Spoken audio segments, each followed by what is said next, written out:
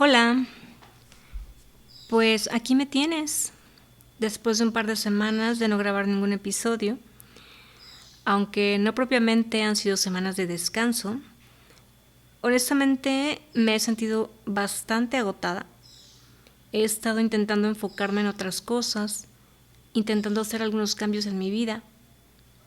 Estoy intentando relacionarme, salir y compartirme más con algunas personas. Estoy abriéndome a conocer gente nueva y admito que no ha sido tan sencillo. No por mi capacidad para socializar, sino por el hecho de querer hacerlo desde otro punto, siendo más genuina, entendiendo y escuchando mis necesidades, tanto sensoriales como emocionales, y lidiando con cosas como el sobreanálisis, que siempre ha estado presente, pero cuando interactúo con otras personas y en diferentes ambientes, es mucho más. Es casi imposible que mi cerebro no se ponga a analizarlo todo, a observar todo con lujo de detalles, y eso me agota. Además de toda la información que entra por mis sentidos, especialmente el oído, el olfato, la vista, aún me encuentro dentro de un desorden o trastorno de procesamiento sensorial. Pero sé que la solución tampoco es estar metida todo el tiempo en mi cueva. Sinceramente, también se ha hecho presente cierta falta de claridad mental con respecto al podcast. El problema no es propiamente la falta de ideas o de creatividad para pensar en nuevos episodios. Sin embargo, lo que sí está siendo un problema es la falta de inspiración, que es lo que creo que no me está permitiendo hallar la manera de poder poner en palabras todas esas ideas y todos esos temas que quiero compartir. A veces también me resulta un poco complicado sentarme a escribir porque suelo terminar aún más contracturada de lo que ya estoy, sobre todo del cuello, trapecio, hombros, los antebrazos, la cadera, el sacro, en fin, todo el cuerpo. Porque el pasar un rato sentada teniendo poca movilidad hace que me sienta más rígida, que me sienta más tensa. Y yo creo que sobre todo es por la naturaleza del contenido que comparto, que básicamente es meterme a hablar de mi vida personal, de mi pasado, mi presente, lo cual suele ponerme en un estado algo vulnerable, lo cual honestamente no es sencillo. Intento cuidar mis palabras y el contenido que comparto, y eso de cierta manera me estresa también. Además, mi procesamiento mental, que por lo general suele ser muy intenso, siento que esa intensidad es la que se proyecta en mi cuerpo, en mis músculos. Y hablando de músculos, es justamente sobre eso de lo que quiero hablarte en este episodio. Y dado que todo lo que comparto en este podcast es parte de mi propio proceso, hay muchas cosas en las que aún sigo trabajando y por lo tanto, como no he podido completar o culminar la experiencia, es por ello que a veces se me dificulta expresarme, porque no es que ya tenga la solución en mi mano o un consejo muy puntual, pero lo que sí tengo son muchas reflexiones al respecto. Eso sí,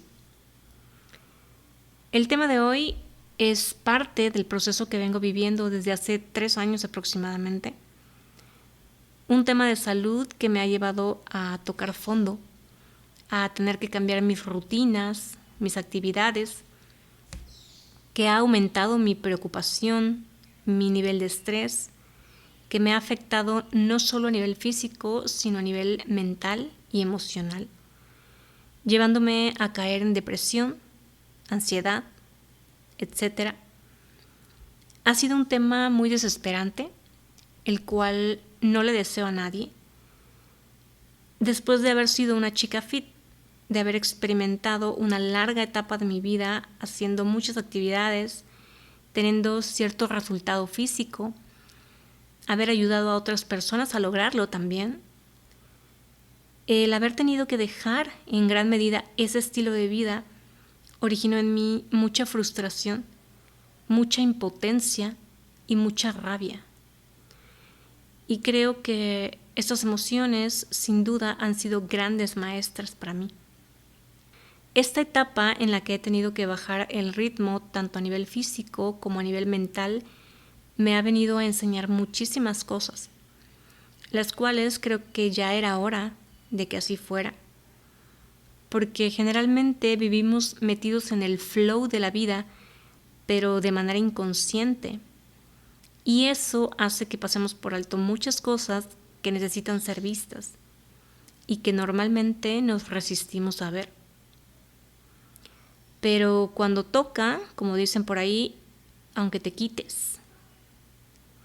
Y creo que para mí y para muchos otros que están pasando por algo similar, ya era necesario hacer una pausa para entrar en una etapa de sanación profunda.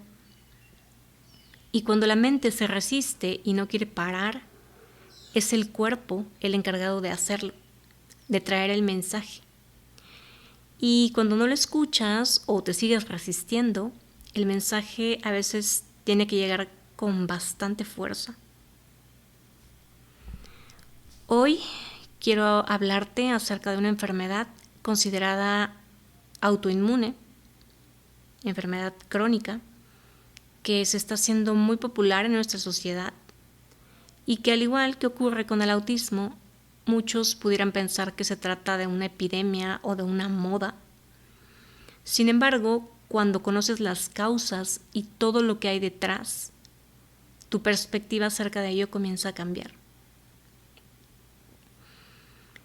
Platiquemos sobre lo que es la fibromialgia y la manera en que esta enfermedad o condición puede impactar en la vida de una persona.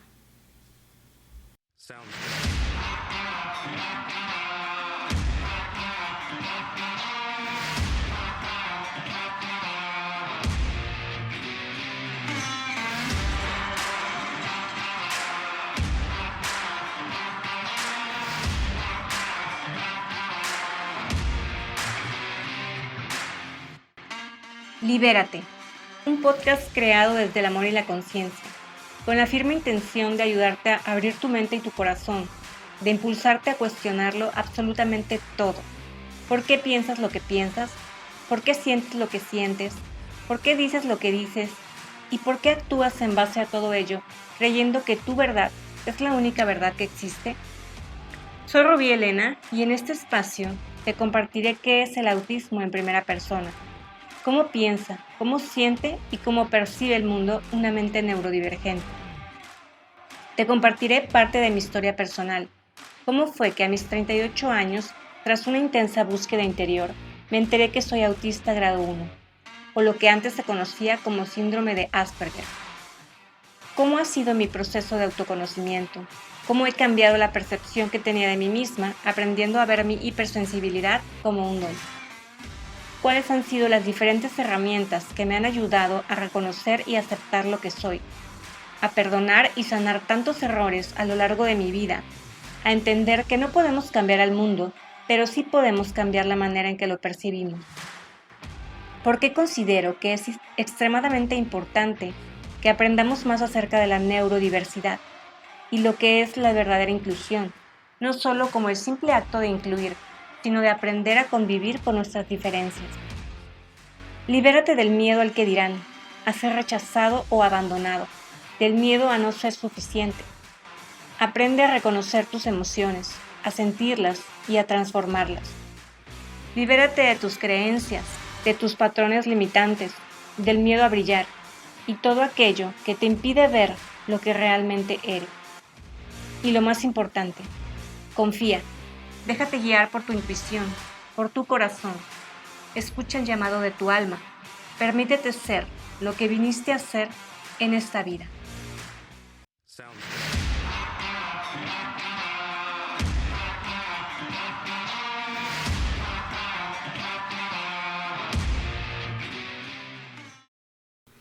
Hace ya algunos días, para ser más exacta, el día 12 de mayo, fue el día para visibilizar la fibromialgia.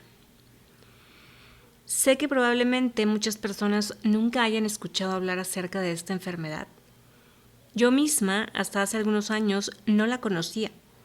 Y cuando llegué a escucharla, realmente no comprendía la dimensión y la manera en que puede llegar a afectar la vida de una persona. Y sé que para quienes no la padecen, será complicado que logren entender lo difícil que es vivir el día a día cuando te encuentras en una situación así. Lo cual, por cierto, puede durar meses, años e incluso hay personas que enfrentan el hecho de vivir así por el resto de su vida. Y sucede igual que con las neurodivergencias. Mientras que una persona no sea neurodivergente o no conviva directamente con una persona así, muy probablemente el tema le importará un cacahuate. Y hasta cierto punto es entendible, pero no es justificable, dado que temas como estos, sin duda alguna, afectan colectivamente a nuestra sociedad y la manera en que nos relacionamos unos con otros, viéndose reflejado como una gran falta de empatía y por lo tanto una falta de comprensión y compasión hacia los demás. La fibromialgia, también conocida como fibrositis o fibromiositis, es considerada un trastorno de larga duración que afecta a los músculos y tejidos blandos y se caracteriza por dolor muscular crónico, rigidez muscular, o sea, contracturas musculares, aunado a mucha sensibilidad en todo el cuerpo y a través de los sentidos, lo táctil, la luz, los ruidos, los olores, hormigueo en algunas partes del cuerpo o en todo el cuerpo, entumecimiento o hinchazón, alteraciones del sueño, dificultad para tener claridad mental, problemas de concentración, depresión, dolores de cabeza y lo que se conoce como fatiga crónica o cansancio extremo. Se ha observado que este padecimiento es mucho más común en las mujeres de una edad entre los 35 y los 50 años. Y en un momento más te explicaré el porqué de esto. La fibromialgia o dolor crónico definitivamente puede llegar a ser incapacitante, aunque el problema es que como sus síntomas no son fácilmente visibles ante los ojos de las personas que no la padecen, incluso ante los ojos de algunos profesionales de la salud, se suele infravalorar o invalidar lo que la persona en cuestión está experimentando.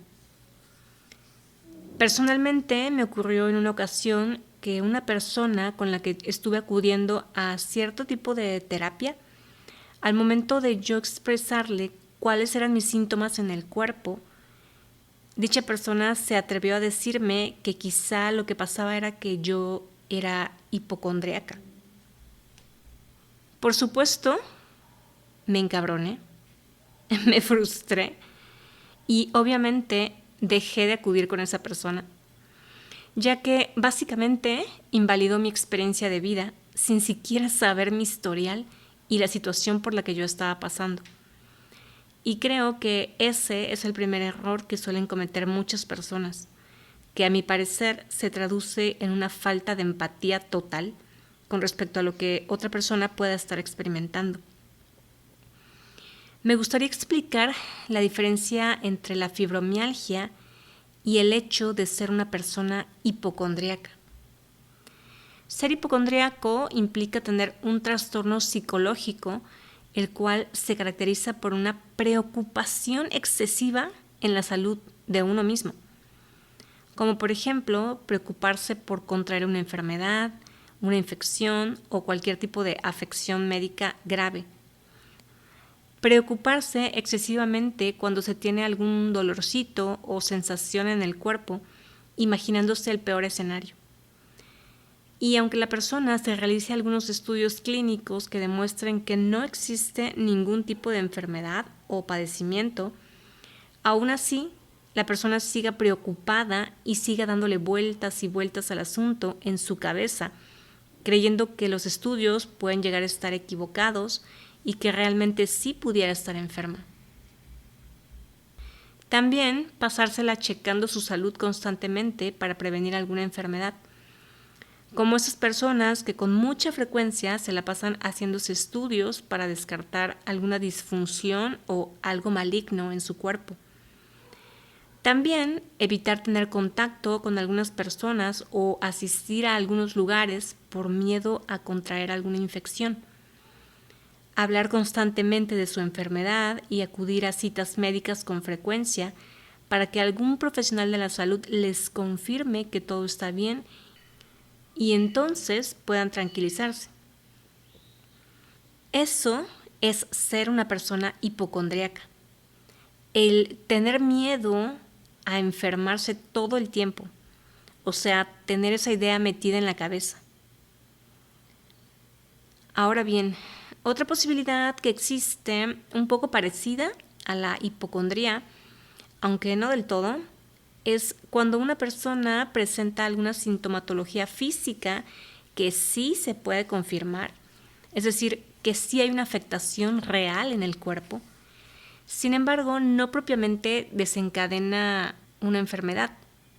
Vaya, no es algo grave, pero el hecho de que la persona que lo experimenta sea presa de una preocupación desmedida o desproporcionada con respecto al síntoma, o sea, miedo a que éste se pueda llegar a agravar, a eso se le conoce como trastorno somatomorfo, que significa que sí existe un síntoma físico que no es grave, pero la persona tiene un nivel de angustia constante y obsesivo.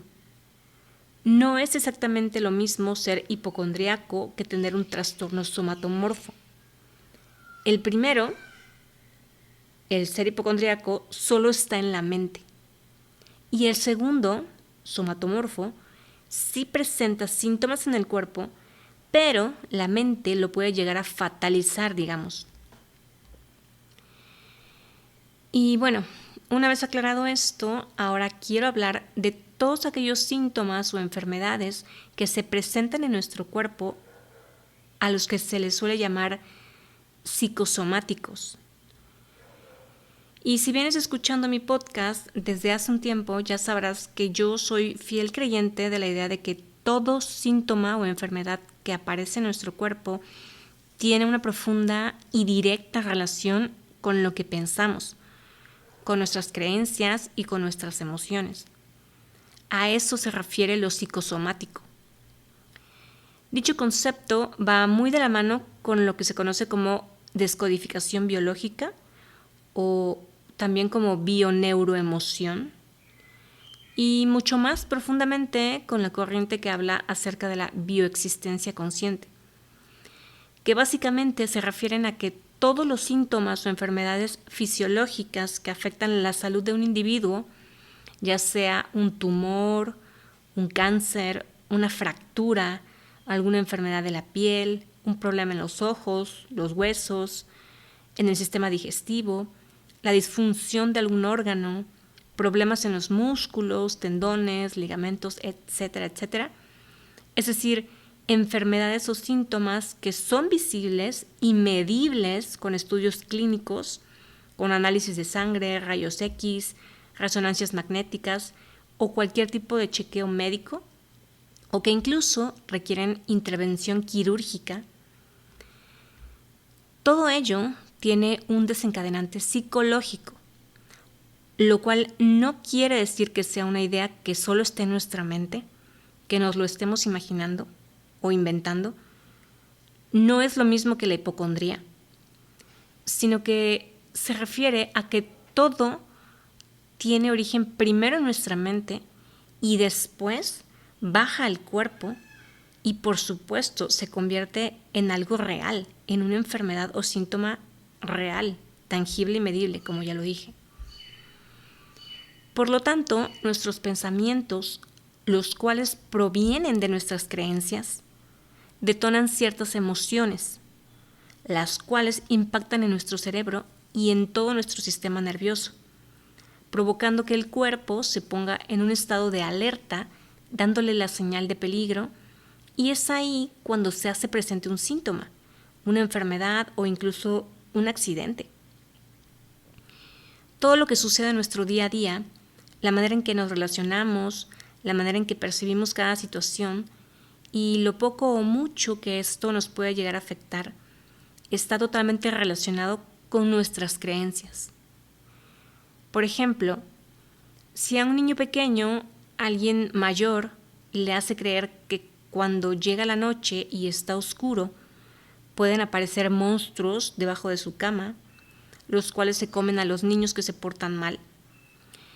Y si ese niño cree que su comportamiento no ha sido el adecuado o bien visto ante los demás, por todo lo que ha escuchado de otras personas con respecto a su manera de ser tan inquieta, lo cual no le permite poner la suficiente atención en la escuela y durante las clases, y por ello saca malas notas, haciéndole creer que es un niño que se porta mal.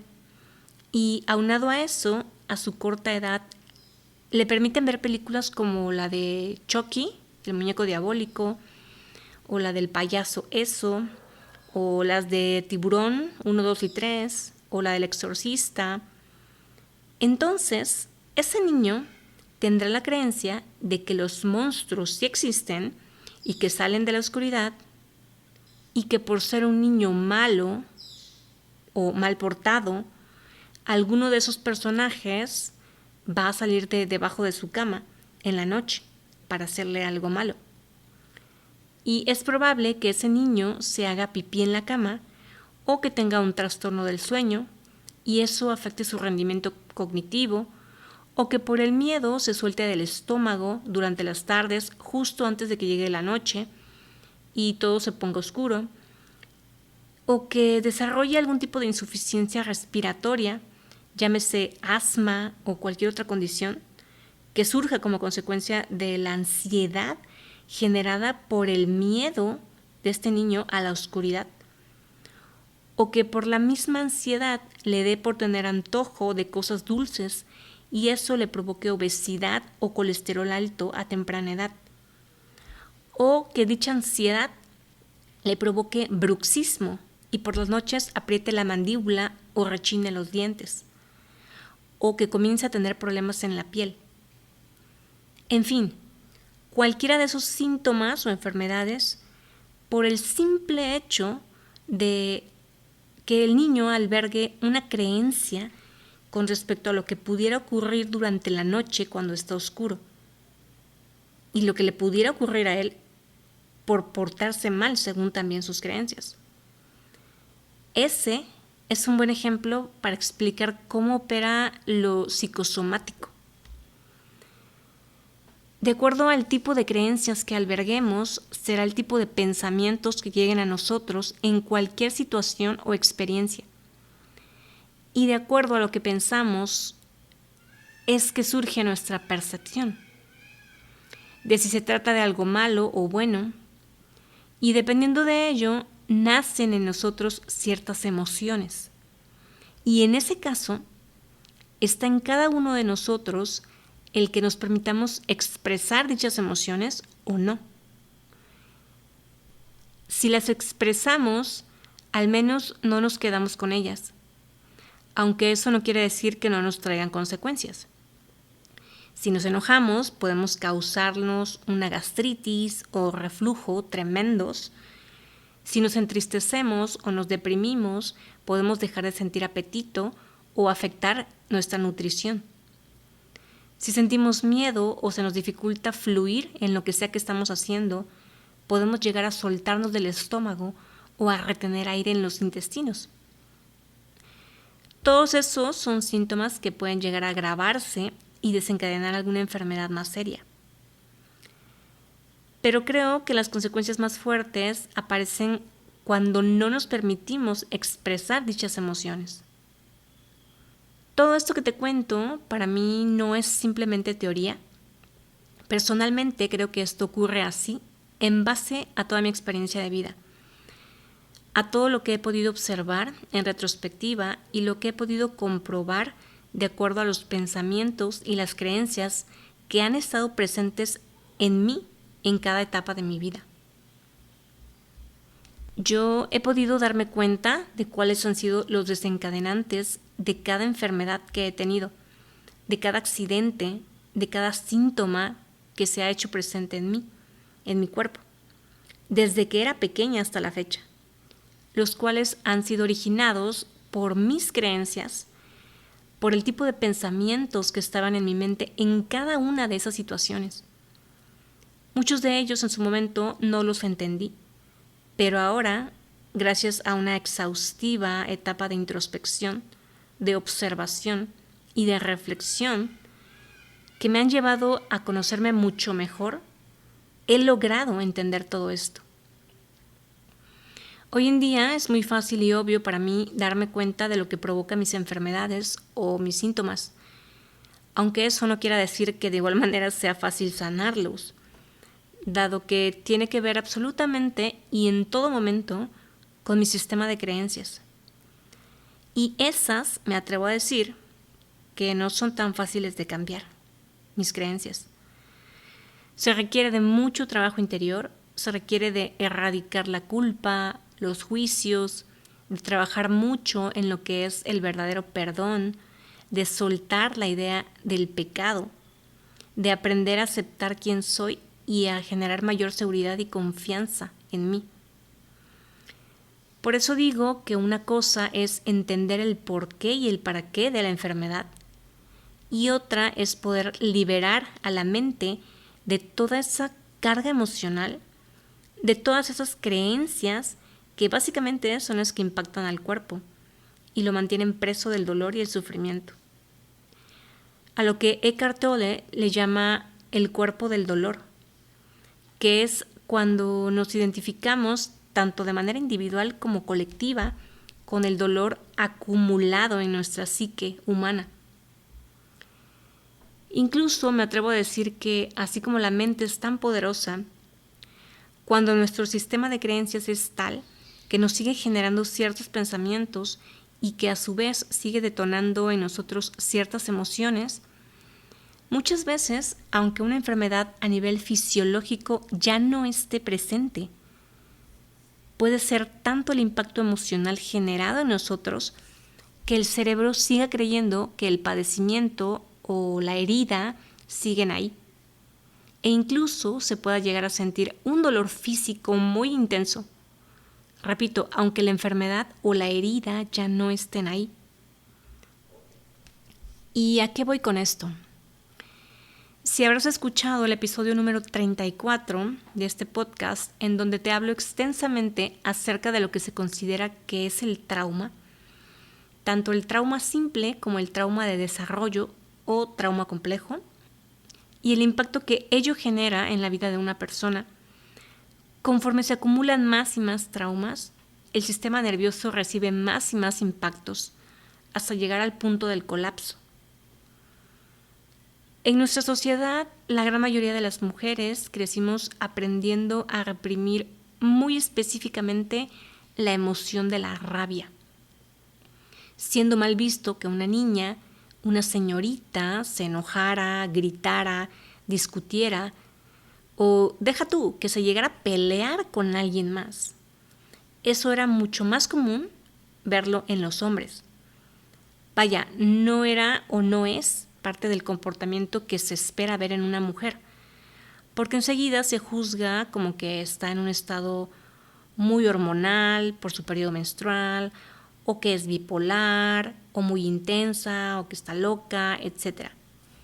Y se entiende que si no cubre una mujer con el requisito de ser bien portada, educada, servicial, complaciente, refinada, sexy, etcétera, etcétera, no es propiamente aprobada por una cultura machista, que es el tipo de cultura en la cual hemos crecido muchos y que sobre todo en América Latina sigue estando muy presente.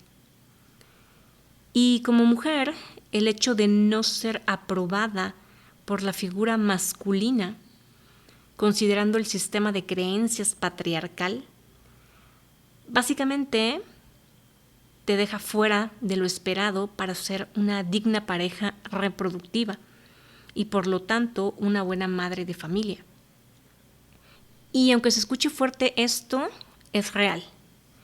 Y prueba de ello es que en algunas aplicaciones de citas en las que he estado, me he topado con muchos hombres que en su descripción escriben frases como: si eres intensa, dale para la izquierda. O haz de cuenta, bueno, si eres intensa, el dale para la izquierda, para que los que no sepan y nunca han estado en una app de citas, significa como de vete de aquí, ¿no? O sea, no te me acerques. O también la frase de mujeres, cero dramas, por favor.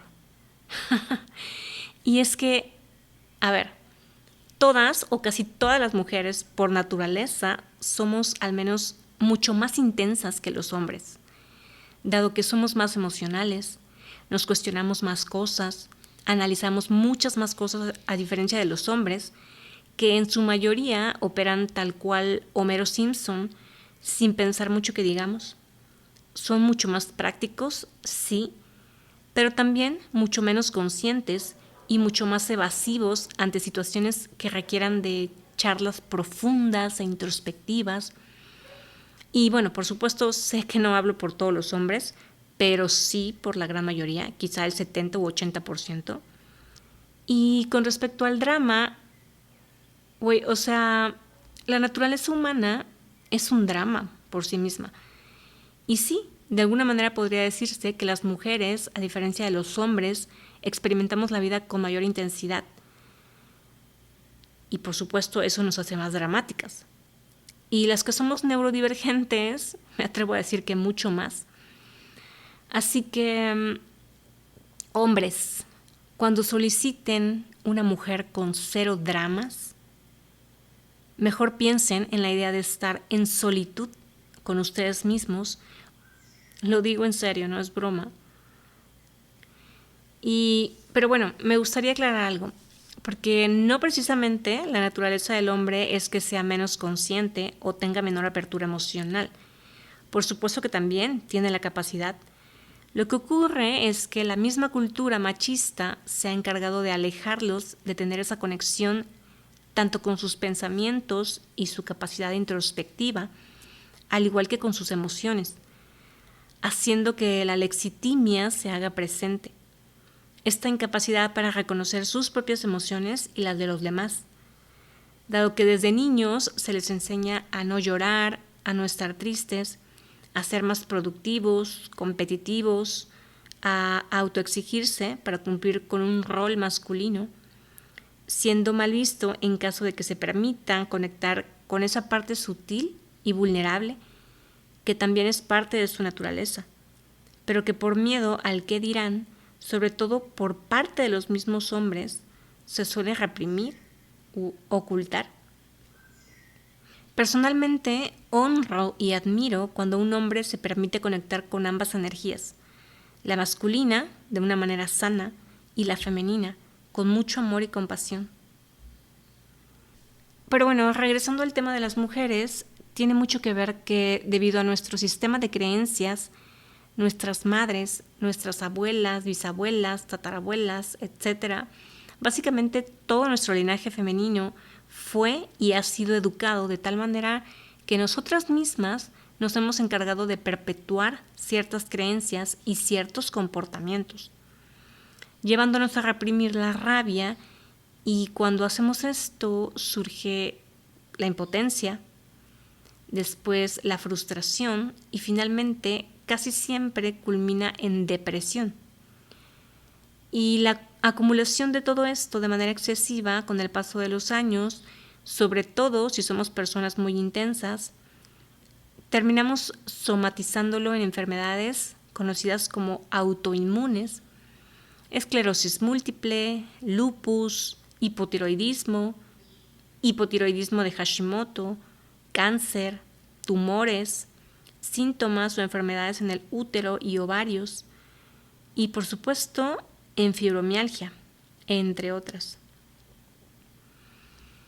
En el libro The Myth of Normal, del tan famoso y reconocido doctor Gabor Mate, se habla extensamente sobre este tema, y se explica cómo la gran mayoría de las mujeres que llegan a desarrollar enfermedades así tienen ciertos patrones en común, siendo el principal de todos el hecho de haber reprimido o suprimido emociones como la rabia, la impotencia, la frustración. Se nos suele considerar a muchas mujeres como perfeccionistas, utilizando términos como todólogas o guerreras, o el típico de mamá luchona, demostrando un alto valor al hecho de que una mujer pueda con todo a la vez: el trabajo, la casa y todas las labores que esto conlleva, el marido, los hijos, las amistades, la logística de las actividades familiares y en muchas ocasiones también la economía del hogar. En fin, es común darle mucho valor a una mujer así. Incluso entre nosotras mismas aprendemos, gracias a lo que vemos en nuestras madres, abuelas, etc., a que ese es el rol de una mujer. Y sobre todo, si se es mamá, hay que poder con todo. Y además, no perder las cualidades que nos distinguen como mujeres exitosas: ser educada, bien portada, servicial, complaciente, sensible, tener una buena imagen para mostrar, ser sensuales, sexys, etc. En este libro de Gabor Maté se mencionan varios casos de mujeres diagnosticadas con enfermedades autoinmunes o severas, las cuales se describen a sí mismas básicamente desde una edad temprana como alguien queriendo cumplir con el rol de ser niña buena, la número 1 en su clase, muy aplicada, perfeccionista, siempre esforzándose intelectualmente, sobre todo, para ser aceptada por los demás, más que por un tema de logro personal. Con esto resueno mucho, porque básicamente esta fue siempre mi personalidad, y sé que también la de muchas otras mujeres con las que crecí. No por nada es muy común que las chicas seamos mucho más aplicadas que los chicos en la escuela, en las tareas, incluso en el hogar. Buscamos siempre ser un buen ejemplo. A diferencia de los hombres o personalidades más masculinas, no generalizo por supuesto, pero en su mayoría suelen ser más relajados, como que la vida les corre y no les importa tanto. No se preocupan tanto por sacar buenas calificaciones escolares o porque la cama esté perfectamente bien tendida, etc. Y eso lo pude observar tanto con mi hermano como en mis primos, en mis amigos. Ellos no se exigían ni les exigían tanto. En cambio, las mujeres aprendemos viendo el ejemplo de nuestras madres y demás figuras femeninas en nuestro clan familiar. El perfeccionismo, el sobreesfuerzo continuo, muchas veces de manera inconsciente. En este libro, The Myth of Normal, hay un capítulo en el cual se comparte un poco la historia de Anita Moorjani. Muchos la conocerán, es conferencista internacional, autora de un bestseller en el New York Times. En el año 2006, su libro llamado Morir para ser yo, en el cual habla sobre su experiencia con respecto al cáncer y haber estado en coma, lo cual la llevó a tener que hacer grandes cambios en su vida para poder superar su enfermedad. Ella tuvo muy presente que su personalidad solía ser la de una persona que sentía miedo por desilusionar a los demás. Era lo que se conoce como una pleaser, que se la pasaba complaciendo a todos. Era una persona que no sabía decir no a nada o a nadie. Con sus propias palabras, Anita dijo: me perdí a mí misma intentando satisfacer a otros. Me drené por completo. Anita Moorjani está convencida de que su estrés crónico por reprimir sus propias necesidades fue lo que originó su linfoma metastático. El principal problema de tener una personalidad así, de ser complaciente todo el tiempo, de querer agradar a todos, ser la mamá perfecta, la novia perfecta, la amiga perfecta, educada, bien portada, y no permitirnos expresar nuestra intensidad, muchas veces reflejada como emociones fuertes, mostrarnos enojadas, cabreadas.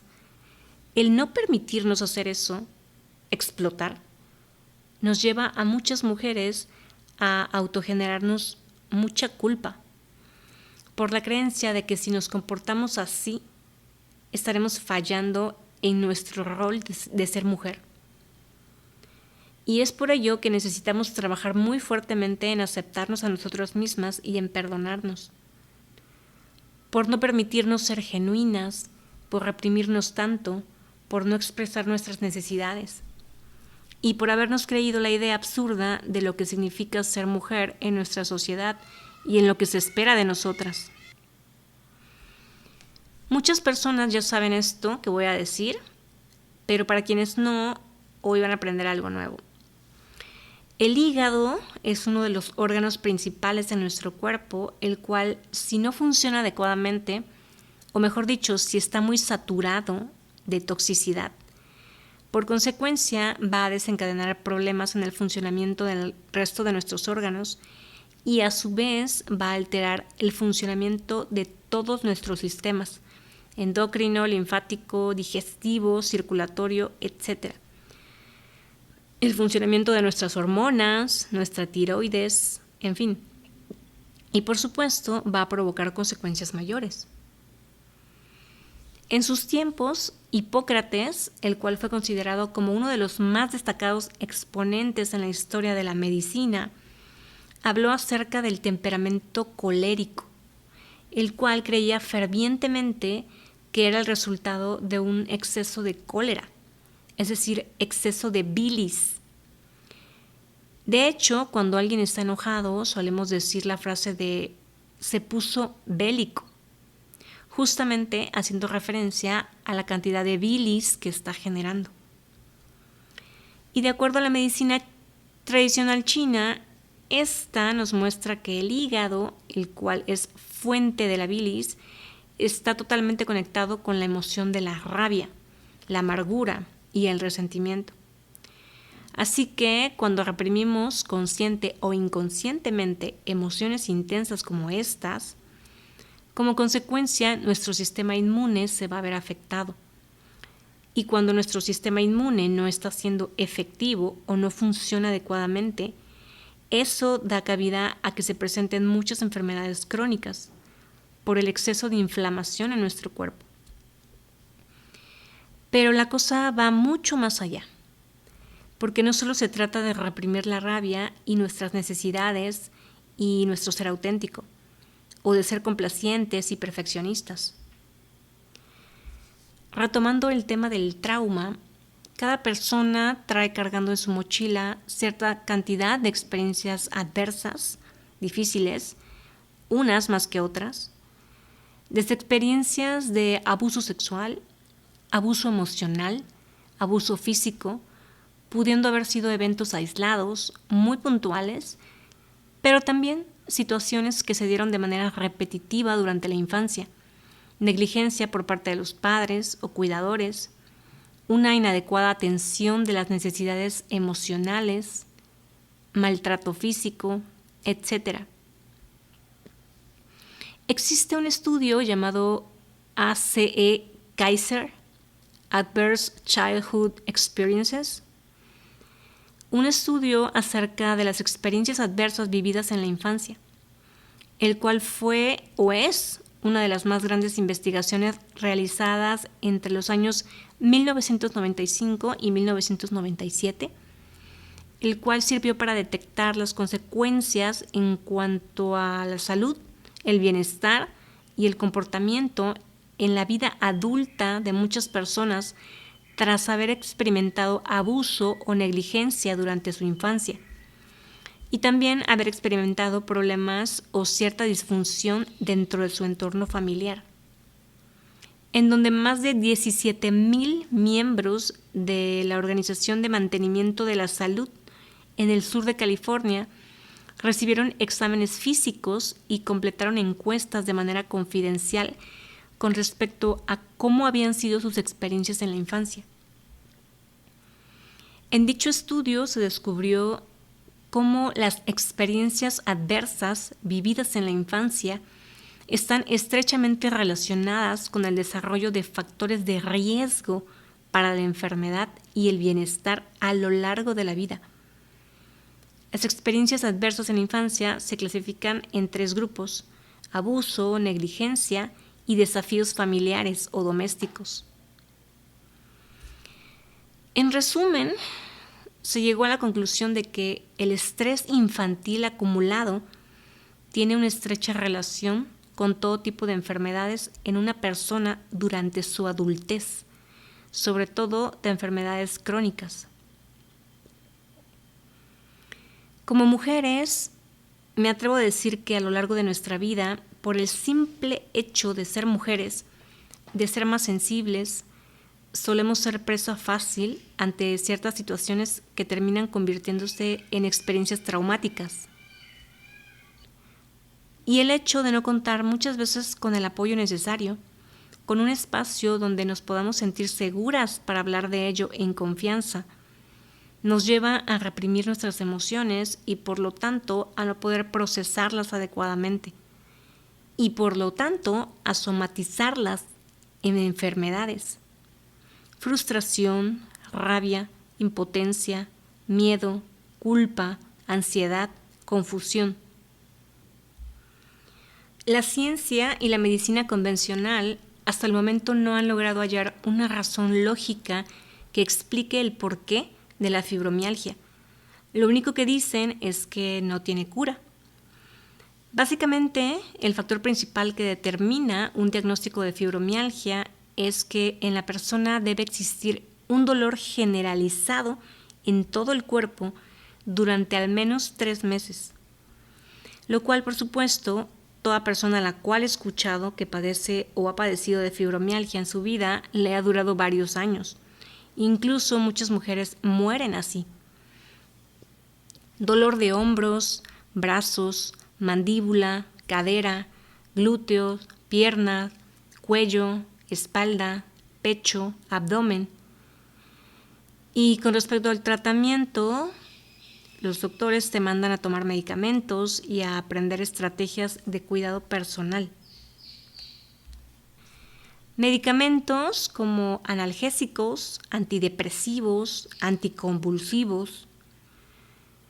Terapias como la fisioterapia tradicional, terapia ocupacional, asesoramiento psicológico, acupuntura, etc. Todo eso puede ayudar, aunque a veces no mucho, lo digo por experiencia personal. Y resulta muchas veces frustrante invertir tu dinero en ese tipo de terapias y no poder salir del problema. Sé que existe un libro llamado Vivir bien con el dolor y la enfermedad de Burj Vidalama. Sinceramente no lo he leído y por el momento no está en mis planes hacerlo. Entiendo que hay personas que aprenden a vivir su vida con todo y dolor. No es mi intención juzgarlas. Yo misma lo he llegado a considerar. Y alguna vez una de mis psicólogas me hizo ese planteamiento. Me motivó a aceptar la situación y a pesar de ello a continuar con mi vida. Y no digo que esté mal, porque tampoco se trata de quedarse estancado en un estado de queja constante, ni mucho menos de victimismo y sufrimiento, y evitar hacer muchas cosas por percibirse a uno mismo enfermo y por lo tanto incapaz. Estoy segura de que no se trata de eso. Respeto a quienes eligen vivir de esa manera, aceptar el dolor y vivir con ello, y no hacer mucho al respecto. Solo buscar adecuaciones y evitar hacer muchas cosas que antes solían hacer. Todos estamos aquí para aprender de nuestra experiencia de vida, eso me queda muy claro. Cada uno de acuerdo a su nivel de conciencia, por supuesto. Y a lo que voy con esto es que en alguna etapa llegué a considerar quedarme en un estado de resignación y aprender a aceptarlo, adecuar mi vida y vivir con ello. Y por supuesto, esa podría ser una opción, pero creo que existen otras posibilidades. Con el paso de los años he podido ir enterándome de la historia de varias mujeres a través de las redes sociales y he podido darme cuenta de algo y llegar a una conclusión.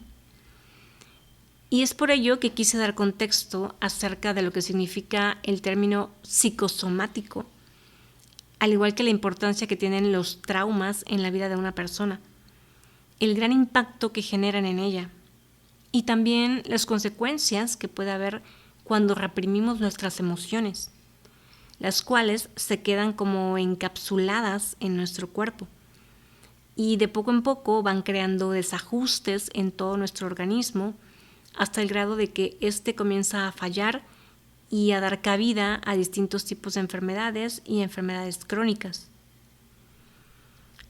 Hace varios años escuché alguna entrevista en la cual una mujer costarricense, que es algo famosa en toda América Latina y en países de habla hispana, la cual hoy en día tiene su propio emprendimiento sobre temas holísticos y energéticos, la cual se dedica a guiar sobre todo a mujeres que quieren tener un emprendimiento, que habla sobre la espiritualidad, que ha escrito algunos libros, la cual inició su camino de emprendimiento a través de temas como la alimentación, se convirtió en coach, etc.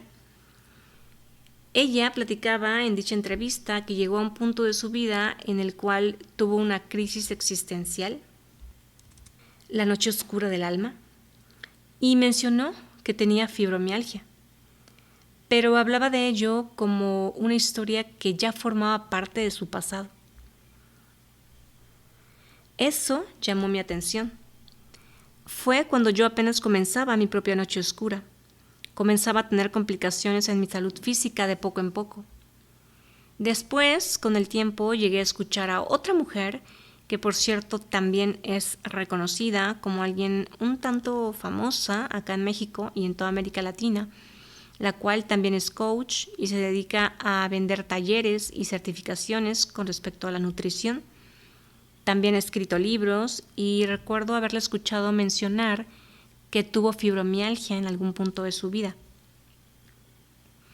Luego, en otra ocasión, cuando ya me percibía yo misma por completo con dicha enfermedad crónica, porque ya se había convertido en algo muy evidente, encontré un video en YouTube de una chica hablando acerca de que justamente tras mucho trabajo interior, cuidado de su alimentación y de su estilo de vida en general, además adentrándose a temas de espiritualidad y a conectar más consigo misma, había podido ir disminuyendo casi en su totalidad sus síntomas. Nuevamente, todo ello llamó mucho mi atención. Fue mucho antes de que yo me enterara de que soy autista. La situación para mí comenzó a ponerse más intensa. Entré de lleno en lo que se conoce como la noche oscura del alma. Colapsé. Comencé a asistir a psicoterapia.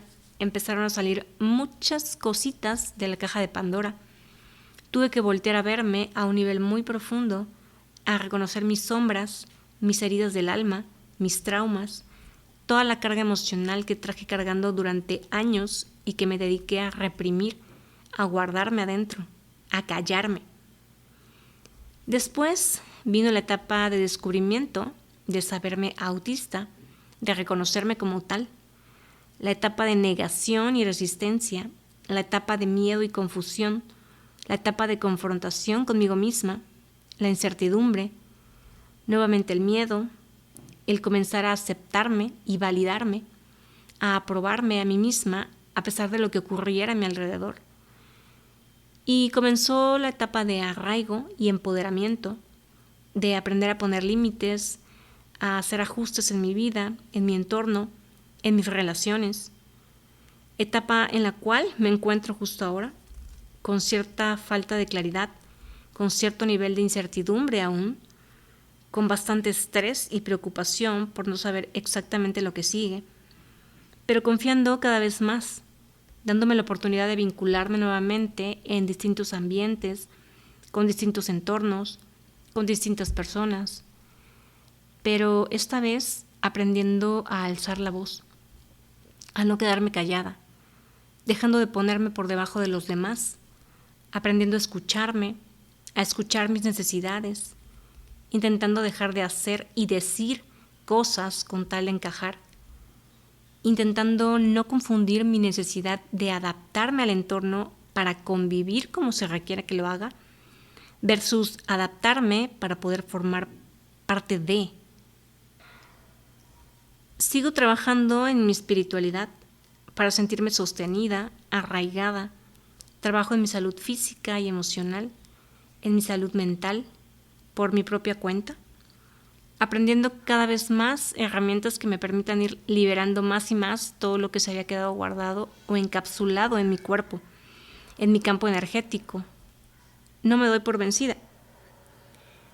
Y mucho menos ahora que hace poco voy leyendo a cada vez más mujeres autistas que comparten que también tuvieron o tienen enfermedades crónicas, pero más específicamente fibromialgia, y que a raíz de que obtuvieron su diagnóstico y se reconocieron como mujeres autistas, mujeres neurodivergentes, y comenzaron a entender tantos porqués de su vida, de su pasado, conforme comenzaron a entender el cómo y el porqué de su procesamiento sensorial, desde que comenzaron a aprender y a practicar el poner límites sanos, anteponiendo su salud física, mental, emocional.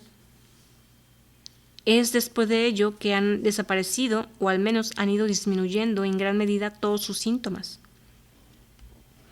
Conforme escucho que van conectando con su verdadero ser, con un propósito mayor, que están haciendo cosas que disfrutan, que les gusta, que les apasiona, que están dándose su lugar en todas sus relaciones interpersonales, que están haciendo saber a los demás cuáles son sus necesidades.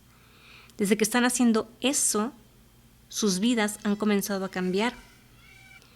Y es ese el común denominador que he ido hallando en todas esas mujeres que han ido sanando su fibromialgia.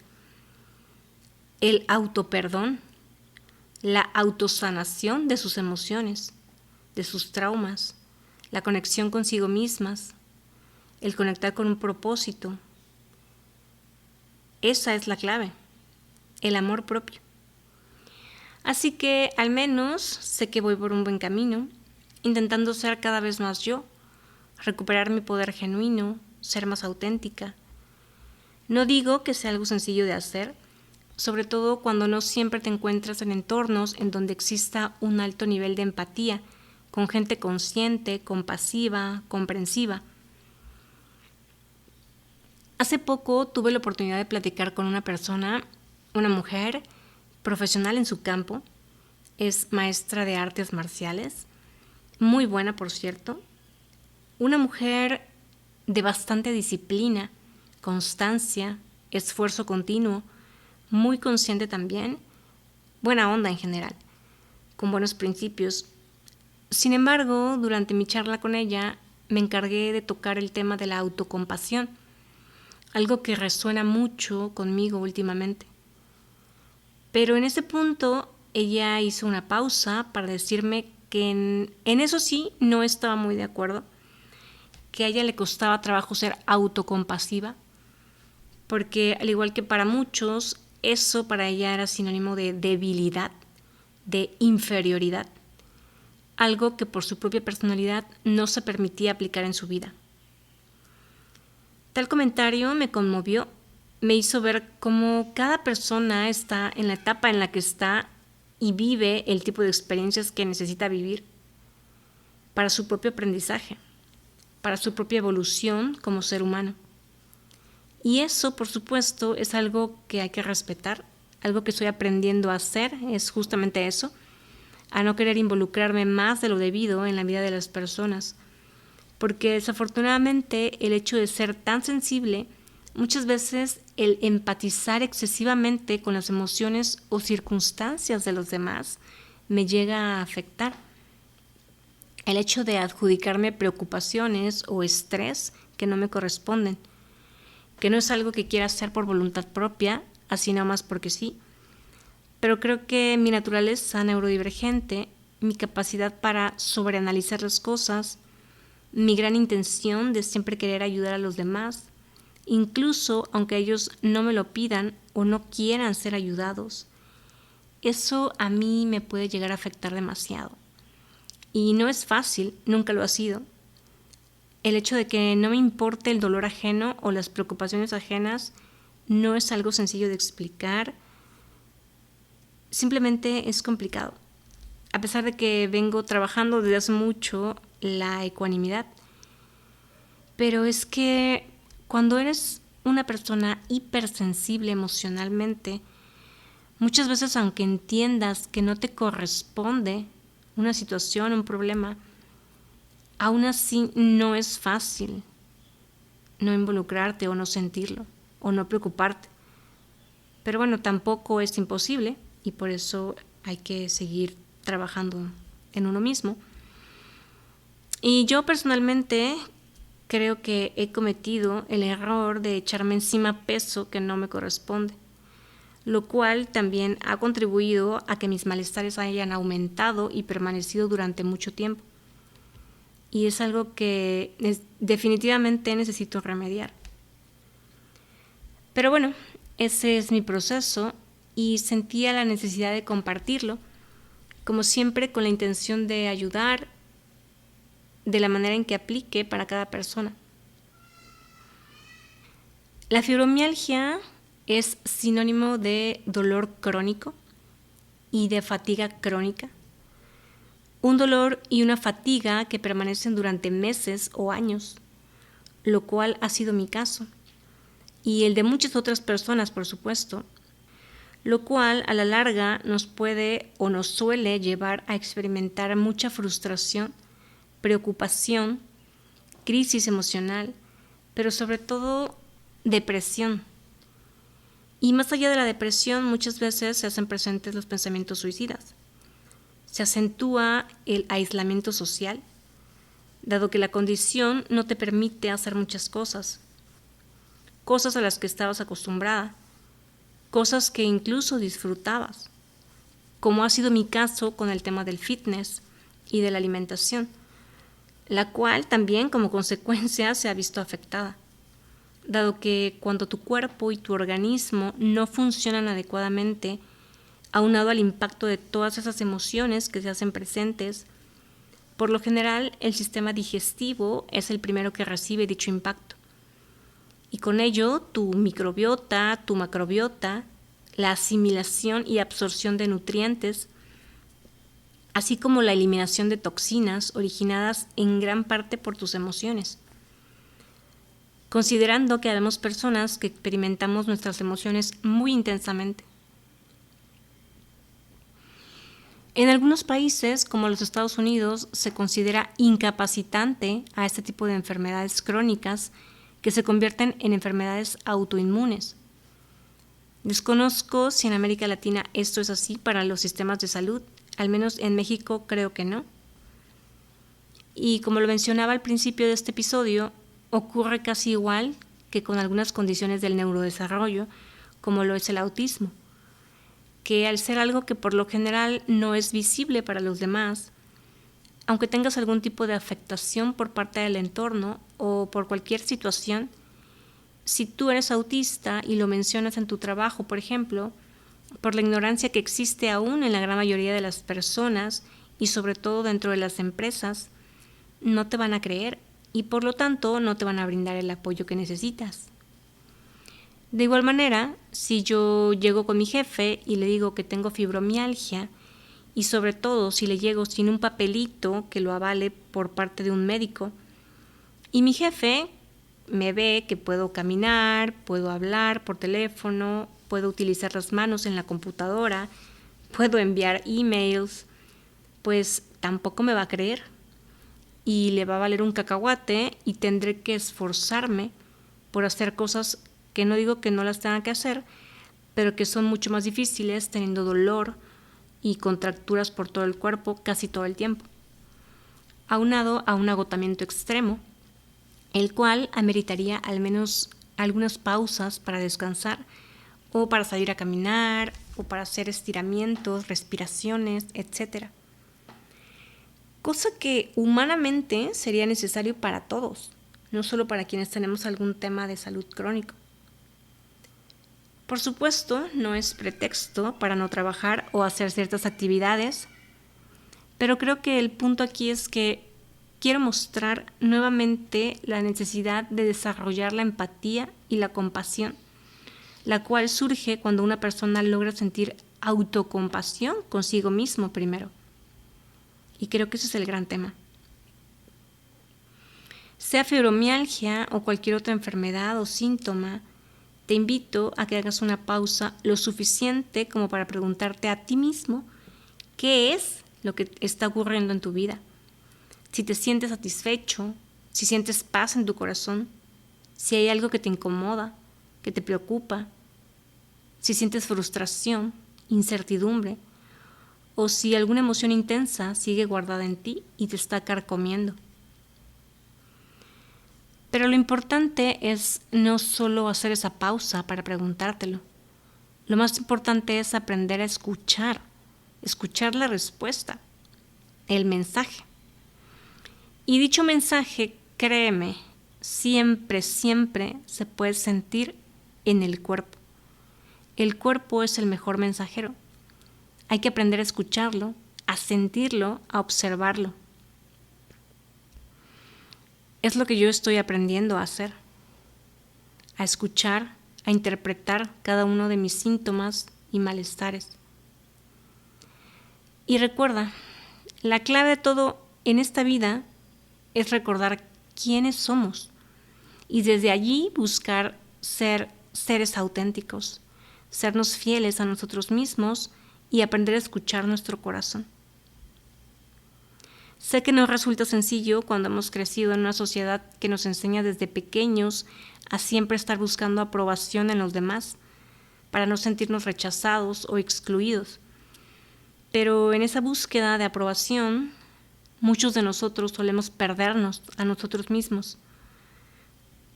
Y cuando te pierdes a ti mismo, te desconectas de la fuente, de tu ser genuino y auténtico, te desconectas del amor. Gracias por escucharme. Te recuerdo seguirme en redes sociales, Facebook e Instagram como @podcastlibérate. No olvides darle en seguir o suscribirme en Spotify, Google Podcast, en YouTube. Si puedes apoyarme con alguna donación a través de PayPal o Ko-fi como retribución consciente por todo el contenido que comparto, te lo agradeceré muchísimo. Encuentras el link con los datos en mi perfil de Instagram. Ojalá puedas compartir mi contenido tanto del podcast como mis publicaciones en Instagram y Facebook con personas a las que creas que le pueda servir. Soy Ruby Elena y me escuchas en el siguiente episodio. Chao.